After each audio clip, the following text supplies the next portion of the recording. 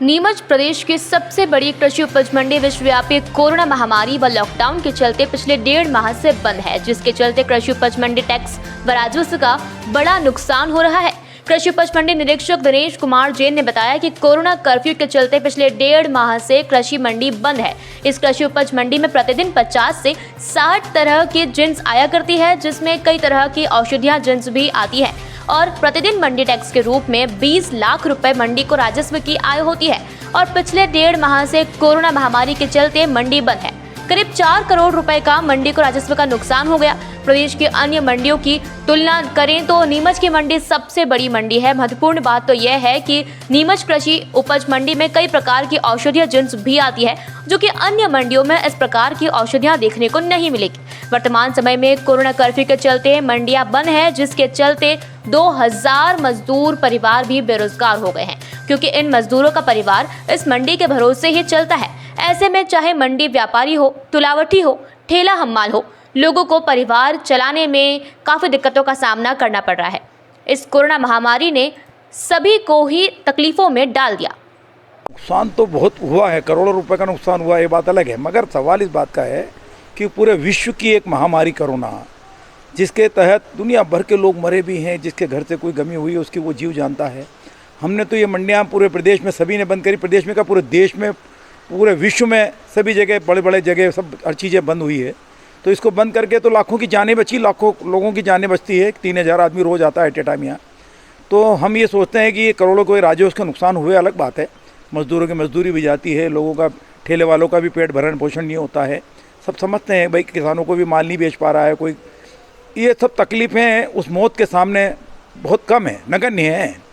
क्योंकि जिसके घर में मौत होती है उसका जो जीव जान रहा है। इसलिए ये जो राजस्व हुआ इसकी सब भरपाई तो कभी भी हो जाएगी, गवर्नमेंट को कोई फ़र्क नहीं पड़ता। टैक्स हम व्यापारी लोग ही फिर देते हैं, पुनः इकट्ठा होगा। मगर ये है कि अगर ये बंद नहीं करते तो क्या मालूम कितनी जानें चली जाती। क्योंकि इस मंडी में किसान, हम्माल, व्यापारी, मुनीम गुमास्ता सब वर्ग के मिलकर कम से कम 3000 आदमी एट ए टाइम यहाँ रहता है।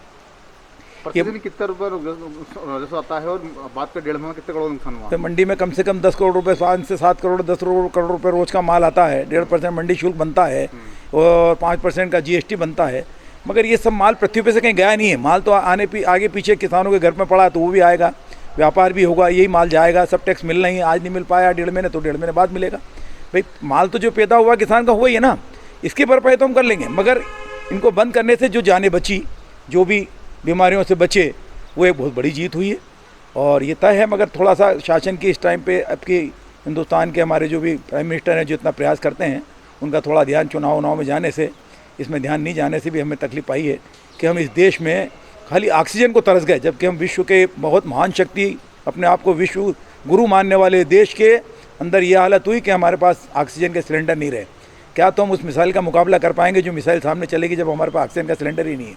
इसलिए बहुत सोचने की बात है और आगे के लिए पूरे देश को, हमारी जो भी मिनिस्ट्री, उनको सब ध्यान रखना चाहिए कि सबसे पहले बहुत तैयारी रखना चाहिए आगे से आगे कि ऐसी महामारी कभी भी आ सकती है, ऐसी स्थितियाँ बनती जा रही है। कम से कम 50 से 60 प्रकार की जिनसें आती है, जिससे प्रतिदिन 20 लाख रुपए पर डे मंडी राजस्व आता था, जो कि उसका 1.5 महीने में कम से कम 3 करोड़ का नुकसान हुआ है, जो कि बड़ी दुखद बातें हैं। बाकी कर क्या सकते हैं उसके आगे, कि इससे मंडियां का राजस्व तो नुकसान हो ही रहा, कर्मचारी अलग परेशान हो रहे, हम्माल, ठेले वाला, अपने तुलावटी, सभी लोग परेशान हैं, व्यापार भी ठप पड़ा है। इसलिए नुकसान तो बहुत हो रहा है।